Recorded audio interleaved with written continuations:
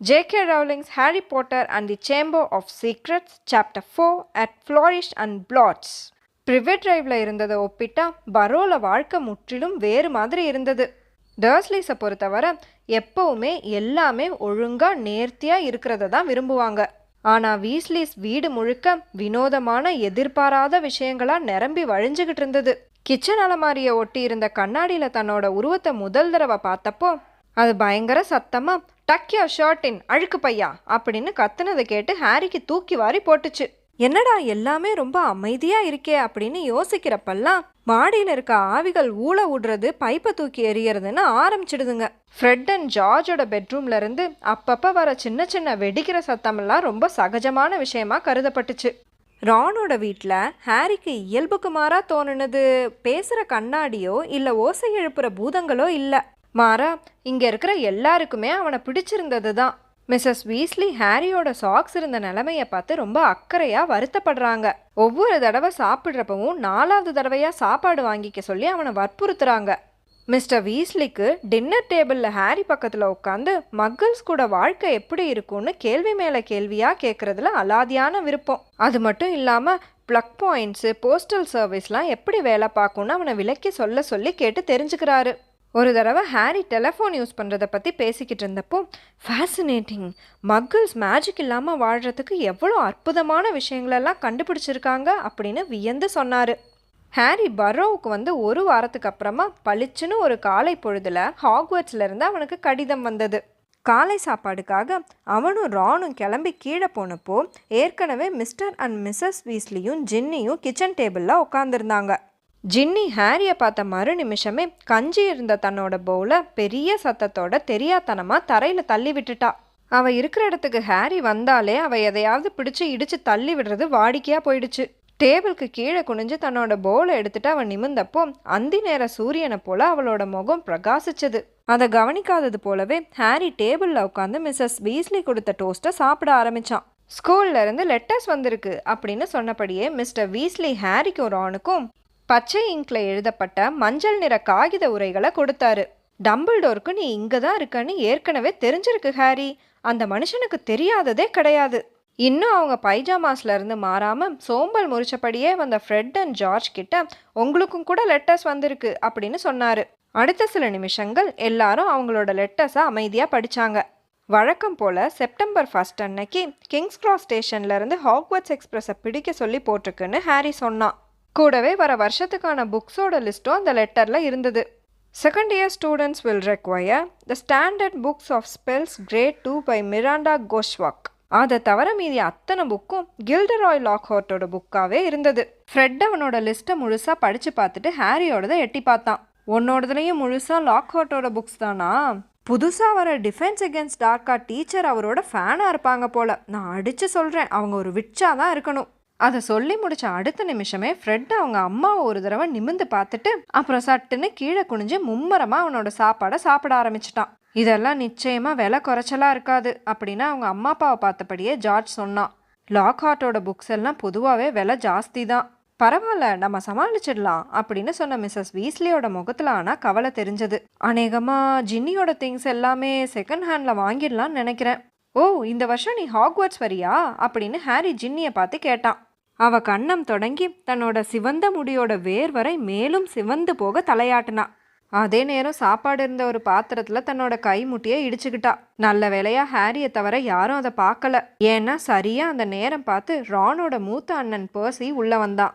அவன் ஏற்கனவே நீட்டா ட்ரெஸ் பண்ணி ஹாக்வர்ட்ஸோட பர்ஃபெக்ட் பேட்ஜை பின் பண்ணியிருந்தான்.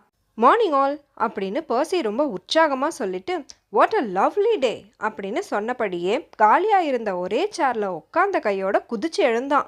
சேர் மேலே இருந்த சாம்பல் நிற டஸ்டரை கையில் எடுத்தான். அப்படிதான் ஹாரிக்கு தோணுச்சு. அந்த டஸ்டர் மூச்சு விடுறத பார்க்குற வர எரோல் அப்படின்னு சொன்னபடியே சோர்ந்து போயிருந்த அந்த ஆந்தைய பர்சி கிட்ட இருந்து வாங்கி அது ரெக்கைக்கு கீழே இருந்த லெட்டரை வெளியே எடுத்தான். ஒரு வழியா இது ஹெர்மாயினி கிட்ட இருந்து பதில் வாங்கிட்டு வந்துருச்சு. டர்ஸ்லிஸ் கிட்ட இருந்து உன்னை காப்பாற்றி கூட்டிட்டு வர போறோன்னு அவளுக்கு கடிதம் எழுதியிருந்தேன். அவன் எரோவில் பின்கதவு வழியாக வெளியே கூட்டிட்டு போய் நிற்க வைக்க பார்த்தான். ஆனால் அது மறுபடியும் சோர்ந்து கீழே விழுந்துடுச்சு. அதனால் அது ட்ரைனிங் போர்டில் படுக்க வச்சுட்டு பாவம் அப்படின்னு முணுமுணுத்தபடியே ஹெர்மாயினியோட லெட்டரை பிரித்து சத்தமாக படிக்க ஆரம்பித்தான். Dear Ron and Harry, if you are there, ஹாரியும் மற்ற எல்லா விஷயமும் நல்லபடியா போய்கிட்டு இருக்குன்னு நம்புறேன். அப்புறம் அவனை கூட்டிட்டு வரதுக்காக நீ எந்த சட்டவிரோதமான செயல்களையும் செய்யலன்னு நினைக்கிறேன். அது ஹாரிக்கு தான் மேலும் பிரச்சனையை கொடுக்கும். நான் ஹாரி எப்படி இருக்கானோன்னு யோசிச்சு ரொம்பவே கவலைப்பட்டேன். அதனால சீக்கிரமே எனக்கு நீ பதில் அனுப்பு. ஆனா அடுத்த தடவை நீ வேற ஒரு ஆந்தையை உபயோகிக்கிறது தான் நல்லது. ஏன்னா இன்னொரு டெலிவரிக்கு இது வந்ததுன்னா அதோட அது கதை முடிஞ்சிடும். நான் ஸ்கூல் ஒர்க்ல ரொம்பவே பிஸியா இருக்கேன். பின்ன இல்லாம எப்படி அப்படின்னு ரான் திகிலோட சொன்னான். இப்போ நாங்க விடுமுறையில இருக்கோம். வர வாரம் புதன்கிழமை எனக்கான புது புத்தகங்கள் எல்லாம் வாங்க லண்டனுக்கு போறோம். நாம ஏன் டயகோன் ஆலில சந்திக்க கூடாது? சீக்கிரமே அங்க என்ன நடக்குதுன்னு செய்தி அனுப்பு. Love from Hermione. அப்போ சரி, நாமளும் அன்னைக்கே போய் உங்களுக்கு தேவையான பொருள்கள் எல்லாம் வாங்கிடலாம் அப்படின்னு டேபிளை கிளியர் பண்ணபடி மிஸ்ஸஸ் வீஸ்லி சொன்னாங்க. சரி, நீங்கெல்லாம் இன்னைக்கு என்ன பண்றதா இருக்கீங்க? Harry, Ron, Fred and George எல்லாரும் சேர்ந்து மலை மேலே இருக்கிற வீஸ்லிஸ்க்கு சொந்தமான சின்ன தோப்புக்கு போலான்னு முடிவு பண்ணியிருக்காங்க. அந்த இடம் முழுசா மரங்களால சூழப்பட்டிருக்கும். அதனால கிராமத்தோட பார்வை அது மேல படாது. அதனால அவங்களால அங்க குவிட்டிச் பிராக்டிஸ் பண்ண முடியும். ஆனா ரொம்ப உயரமா பறக்காத வர அவங்களால ஒரிஜினல் குவிட்டிச் பால்ஸை யூஸ் பண்ண முடியாது. தப்பி தவறி அதுங்க கிராமத்து பக்கம் பறந்து போயிடுச்சுன்னா பெரிய பிரச்சனையா போயிடும். அதனால அதுக்கு பதிலாக ஆப்பிள்ஸ் வச்சு விளையாடலான்னு முடிவு பண்ணியிருக்காங்க. ஹாரியோட நிம்பஸ் 2000ல தான் பறந்து விளையாடலான்னு இருக்காங்க. ஏன்னா அங்கே இருந்ததுலேயே அதுதான் சிறப்பான ப்ரூம். ரானோட பழைய ஷூட்டிங் ஸ்டார் ப்ரூமோட வேகத்தை சில சமயம் பறந்து போகிற பட்டாம்பூச்சிகள் கூட பின்னுக்கு தள்ளிடுது. 5 நிமிஷத்துக்கு அப்புறமா ப்ரூம் ஸ்டிக்ஸை தோள்களில் ஏந்தி மலையேற ஆரம்பிச்சாங்க. பர்சியையும் அவங்க கூட விளையாட வரானான்னு கேட்டாங்க. ஆனால் அவன் பிஸியாக இருக்கிறதா சொல்லிட்டான். ஹாரி பர்சியை சாப்பிட்ற நேரம் மட்டும்தான் பார்க்குறான். மற்ற நேரம்லாம் அவன் ரூம்குள்ளேயே கதவை சாத்திக்கிட்டு தான் இருக்கான். அவன் உள்ளேயே என்னதான் பண்ணிட்டு இருப்பானோ அப்படின்னு ஃப்ரெட்டு புருவத்தை சுழிச்சபடியே சொன்னான். கொஞ்ச நாளாக அவன் அவனாவே இல்லை. உங்களுக்கு ஸ்கூல்ல இருந்து லெட்டர் வந்ததுக்கு நாள் தான் அவனுக்கு எக்ஸாம் ரிசல்ட்ஸ் வந்தது. 12 owls. அவனுக்கு அதில் ரொம்பவே சந்தோஷம். புரியாமல் பார்த்த ஹாரி கிட்ட ஆர்டினரி விசார்டிங் லெவல்ஸ் அப்படின்னு ஜார்ஜ் விளக்கி சொன்னான்.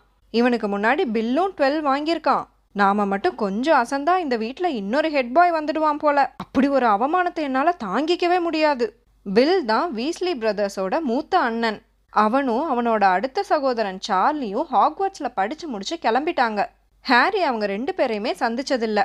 ஆனால் சார்லி ரொமேனியாவில் டிராகன்ஸை பற்றி படிக்கிறாருன்னு, பில் ஈஜிப்டில் விசார்டிங் பேங்கான கிரிங்காட்ஸில் வேலை பார்க்குறாருன்னு தெரியும். இந்த வருஷம் ஸ்கூலுக்கு தேவையான பொருள்கள் அத்தனையும் வாங்குறதுக்கான செலவை எப்படி அம்மாவும் அப்பாவும் சமாளிக்க போகிறாங்கன்னே தெரியலை அப்படின்னு ஜார்ஜ் கொஞ்சம் நேரம் கழித்து சொன்னான். லாக்ஹார்ட்டோட புக்கு மட்டுமே மொத்தம் 5 செட்டு. அப்புறம் ஜின்னிக்கு தேவையான வாண்டு, ரோப்ஸ்ன்னு எல்லாமே. ஹாரி எதுவுமே சொல்லலை. லண்டனில் இருக்க கிரிங்காட்ஸ் பேங்கோட சுரங்க பாதுகாப்பு அறையில் இருக்கக்கூடிய தான் அம்மா அப்பா தனக்காக விட்டுட்டு போன குட்டி மலையளவு செல்வத்தை பற்றின ஞாபகம் வந்ததால் அவனுக்கு கொஞ்சம் சங்கடமாக இருந்தது. ஆனால் அந்த காசெல்லாம் விசார்டிங் வேர்ல்டில் மட்டும்தான் பயன்படுத்த முடியும். மக்குள் ஷாப்ஸ்லலாம் கொடுக்க முடியாது. அவன் டர்ஸ்லிஸ் கிட்டையும் கிரிங்காட்ஸ் பேங்க் அக்கௌண்ட்டை பற்றி சொன்னதே இல்லை. மேஜிக் கூட தொடர்புடைய எதை பற்றி பேசினாலும் அவங்களுக்கு வரக்கூடிய பயம் மலைமலையான தங்க குவியலை பற்றி தெரிஞ்சப்புறமும் தொடருமான்னு அவனுக்கு உறுதியாக தெரியாதது தான் அதுக்கு காரணம். புதன்கிழமை அன்னைக்கு காலையில் சீக்கிரமே எல்லாரையும் மிஸ்ஸஸ் வீஸ்லி எழுப்பி விட்டுட்டாங்க. ஆளுக்கு 1/2 டசன் பேக்கன் சாண்ட்விச்சை சாப்பிட்டுட்டு கோட்ஸ் எடுத்து மாட்டிக்கிட்டு தயாராக இருந்தப்போ கிச்சன் ஷெல்ஃப்லேருந்து மிஸ்ஸஸ் வீஸ்லி ஒரு ஃப்ளவர் பாட்டை எடுத்துக்கிட்டு வந்தாங்க. சீக்கிரமே காலியாக போகுது ஆர்த்தர் அப்படின்னு அவங்க சொன்னதை கேட்டு, விடு, நம்ம இன்னைக்கு வாங்கிக்கலாம். சரி, முதல்ல கெஸ்ட் ஃபர்ஸ்ட். ஹாரி டியர், உனக்கு அப்புறமா நாங்கள்லாம் வரோம் அப்படின்னு சொல்லிட்டு அவன்கிட்ட அந்த ஃப்ளவர் பாட்டை நீட்டினாங்க. தன்னை பார்த்துக்கிட்டு இருந்த அத்தனை பேரையும் வெறிச்சு பார்த்தபடியே ஹாரி நின்னான். நான் இப்போ என்ன பண்ணணும் அப்படின்னு தடுமாற்றத்தோட கேட்டான். ஃப்ளூ பவுடரில் அவன் இதுவரை ட்ராவல் பண்ணதே இல்லையே. சாரி ஹாரி, நான் மறந்துட்டேன் அப்படின்னு ரான் ரொம்ப அவசரமாக சொன்னான். எப்பவுமே போனதில்லையா? அப்போது போன வருஷம் ஹாக்வர்ட்ஸ் திங்ஸ் எல்லாம் வாங்குறதுக்கு நீ டயகோன் ஆலி எப்படி போன அப்படின்னு மிஸ்டர் வீஸ்லி ரொம்ப ஆச்சரியமாக கேட்டார். அண்டர் கிரவுண்ட் வழியா? நிஜமாவா? அங்கே எஸ்கவேட்டர்ஸ் இருந்ததா அப்படின்னு மிஸ்டர் வீஸ்லி ரொம்ப ஆர்வமாக கேட்டதை பார்த்து, உடனே நீங்கள் இப்போ ஆரம்பிச்சிடாதீங்க ஆர்த்தர் அப்படின்னு சொன்ன மிஸ்ஸஸ் வீஸ்லி, ஃப்ளூ பவுடர் தான் எல்லாத்தையும் விட ரொம்ப வேகமானது ஹாரி. ஆனால் நீ தான் இதுக்கு முன்னாடி உபயோகிச்சதில்லைன்னு சொல்கிற.